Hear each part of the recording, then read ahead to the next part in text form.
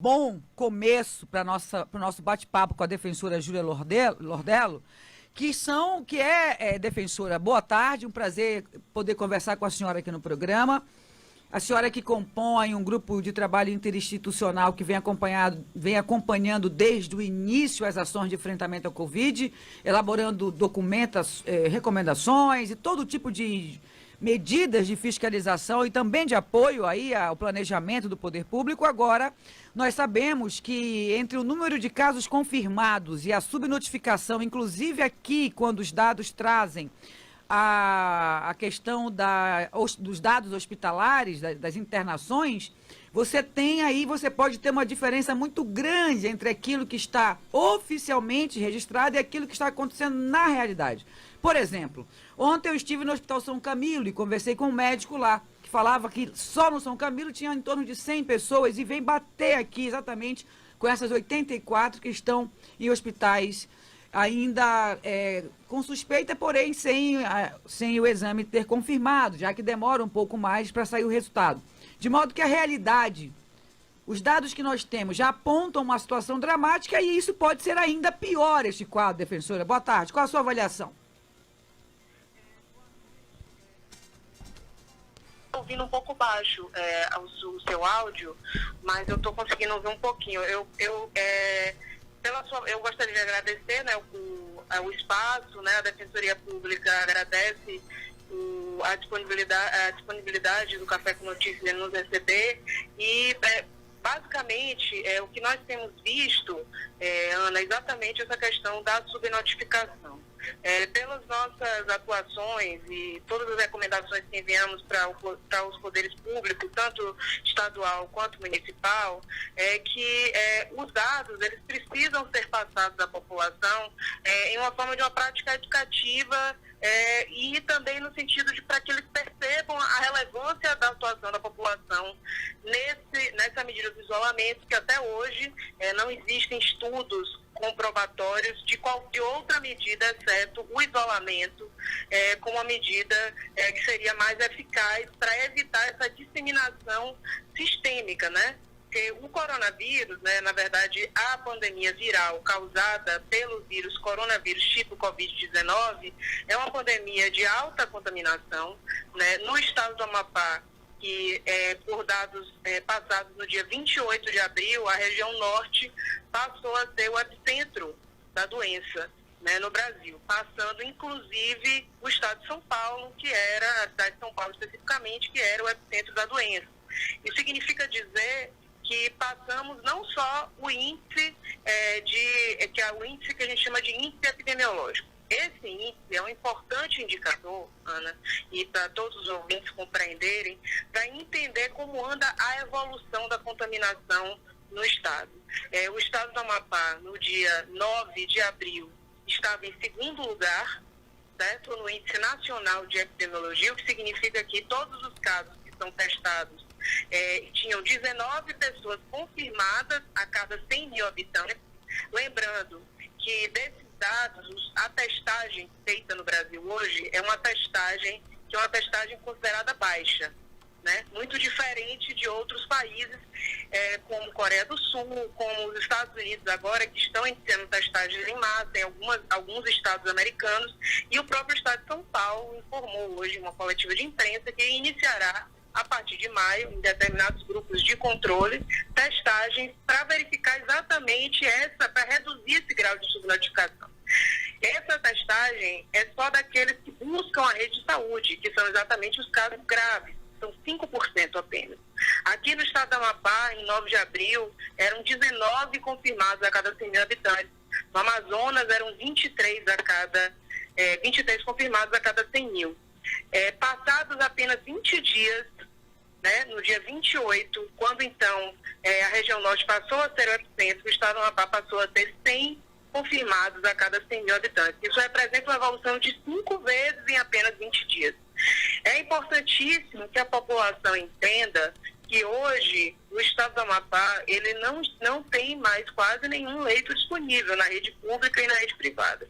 Nós, da Defensoria Pública, junto com o Ministério Público Estadual, eu sei que a colega do Ministério Público esteve presente esta semana no Café com Notícias, juntamente também com o Ministério Público Federal e com o MPT, estamos tentando, né, recomendando aos gestores e tentar que se viabilize essas ferramentas de gestão de saúde, porque nós não queremos que ocorram as cenas que aconteceram, que estamos vendo hoje no estado, na cidade de Manaus especificamente, e todo o estado do Amazonas em geral.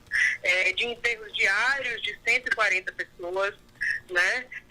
De haver um caos, um colapso do sistema funerário do estado. Então, verificando os 14 dias anteriores na cidade de Manaus, não haviam 140 confirmações.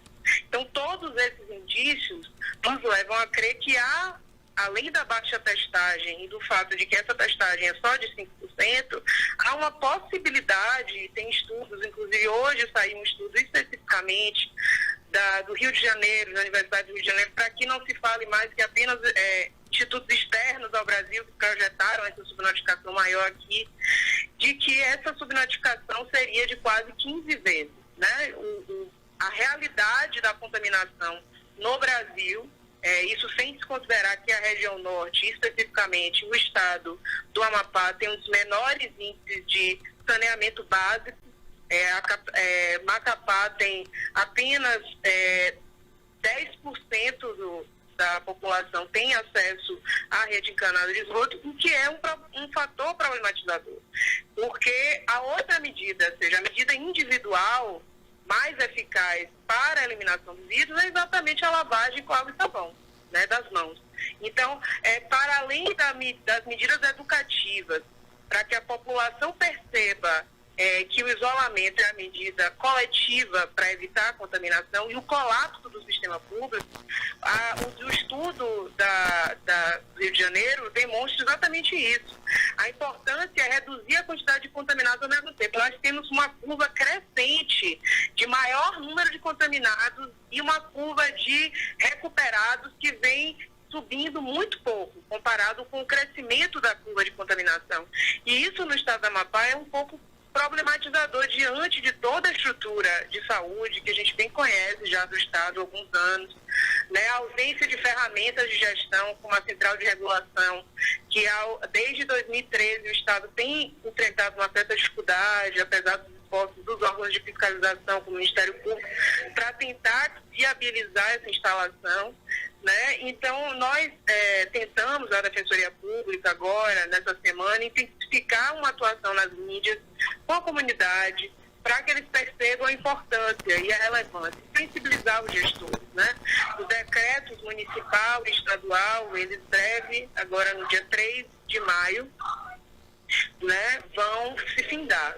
Nós tivemos hoje uma reunião com a presença do Poder Público Estadual, no caso o governador, e ele finalizou no sentido de tentar, no caso, auxiliar, né, os comerciantes para que eles cumpram essas medidas e auxiliem também na fiscalização, né, no cumprimento por parte da população. É importante que se chame atenção ainda que outros estados têm utilizado ferramentas que são acessadas por qualquer gestor público que acessa, né? Belém mesmo, hoje eu vi uma entrevista do prefeito que informou que já estava utilizando, assim como São Paulo utiliza, a ferramenta de dados, né, através do deslocamento por aplicativo, que aí não viola a privacidade, mas é possível você verificar como é que está o movimento da população, se a população está respeitando o isolamento ou não, e aí facilitaria, ainda que haja um reduzido contingente de servidores, concentrar as ações naquele bairro, naquele local da cidade ou do estado, em que o isolamento tem sido menor, né? Então, nós, inclusive, já pontuamos essas ferramentas, pontuamos a necessidade de nos verem, né? Ver tanto a Defensoria quanto o Ministério Público, que tem sido um parceiro muito grande da Defensoria Pública nessa questão, e nos verem como agentes colaboradores, né? Nós aqui estamos numa função fiscalizatória no sentido de implementar o Estado Democrático de Direito na saúde.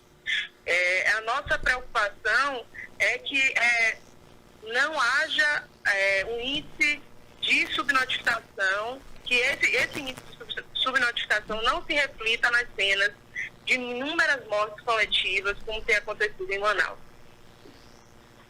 Bom, a situação é dramática, defensora. Eu vim aqui, estou lhe ouvindo, ao mesmo tempo aqui, eu pegando aqui as pessoas que interagem conosco na nossa live.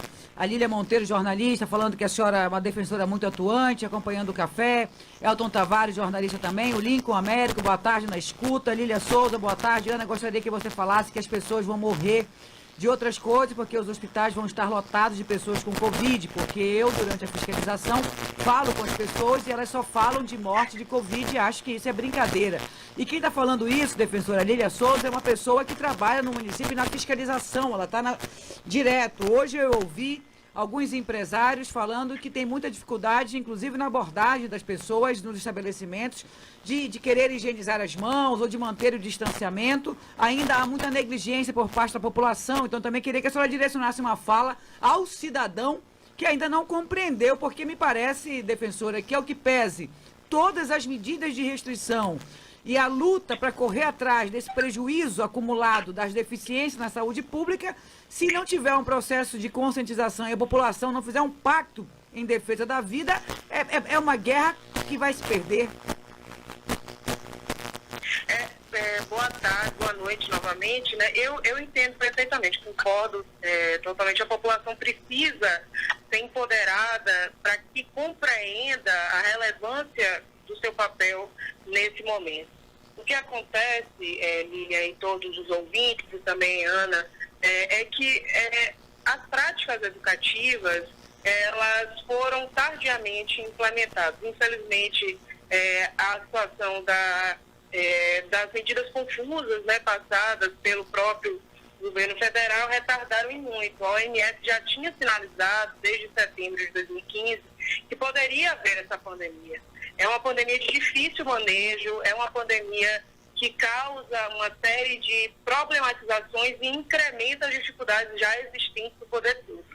Eu acharia que a população entendesse que, vou dar alguns dados aqui, exemplificativos, a gente não tem essa central de regulação, né? Só lembrando, estamos trabalhando com a Prodap, mas eu gostaria que a população entendesse que, fator 1, o Hospital do Estado, o HE, ele não tem leitos de Covid, ou seja, o que seria isso? São leitos habilitados, segundo as diretrizes da OMS, com isolamento, com todas as medidas de verificação para implementação das equipes treinadas, espaço para que não se transforme num espaço de contaminação, tá? Isso significa dizer que e hoje tem 30 pessoas internadas lá com Covid. Isso significa dizer que as outras regiões, os outros centros que foram criados, que não temos ainda aqui no Amapá, um hospital de Campana, temos o Covid-1 e o Covid-2, sendo que no Covid-1 são apenas 22 leitos, só que nem todos eles estão habilitados. A maioria deles apenas são 19 leitos habilitados, são dados que eu tenho no dia 28. Não, perdão, são 14 leitos habilitados e 12 ocupados. No Covid-2, 16 leitos habilitados e 13 ocupados. Já no Covid-3, os leitos que existem ainda não foram habilitados, porque depende da existência de uma equipe de saúde preparada. E essa equipe não existe. A gente tem uma deficiência hoje no Estado de profissionais de saúde. Então, se a população precisa entender que, ponto 1, se algum parente, qualquer acidente doméstico, ou mesmo uma criança que vá se ferir, os pais têm registrado dificuldades em manejo das crianças que têm suspeita de Covid, porque nós temos também uma dificuldade mundial da questão dos EPIs. Os colegas do Ministério Público do Trabalho já ajuizaram uma ação, já têm implementado esforços para que esses EPIs eles sejam comprados. A gente tem que entender, a população precisa também entender e precisa auxiliar, precisa entender que boa parte das medidas dependem desse isolamento. Né? Qualquer flexibilização vai depender do isolamento, que é o isolamento que vai retardar o crescimento da curva. Precisam entender que qualquer acidente, a pessoa vai para o HE e ela pode potencialmente adquirir uma doença e depois vai ser transmitida para toda a família. É uma doença que não existem estudos sobre qual é a faixa etária que é atingida ou não. Na Coreia do Sul, a faixa etária com letalidade confirmada maior foi de 0 a 49. No Rio de Janeiro, quem morreu mais foi os jovens adultos. Em São Paulo, mais os idosos. Não existem estudos que que permitem afirmar que esta ou aquela faixa etária. E a população precisa ser educada. Por isso que nós reforçamos a nossa presença na mídia essa semana e temos pedido constantemente que sejam feitas blitz educativas, como São Paulo está fazendo, o município de São Paulo está fazendo, como algumas outras regiões do país têm feito. Essas ações precisavam ter sido implementadas desde o momento em que foi decretado o isolamento social. E nós pedimos ao Poder Público que isso fosse feito. Porque entendemos que as práticas educativas, elas retardam um pouco para fazer efeito. Então, isso, óbvio, a população precisa contribuir, mas ela só vai entender a gravidade da situação se ela for informada com os dados e que esses dados sejam interpretados para ela. Perfeito. Para todos os ouvintes. Perfeito. Defensora, eu quero agradecer muito sua participação. Nós vamos seguir aqui no programa tratando de outros assuntos que vai complementar toda essa abordagem que a senhora trouxe para a gente. Muito obrigada, defensora. Nada, eu que agradeço.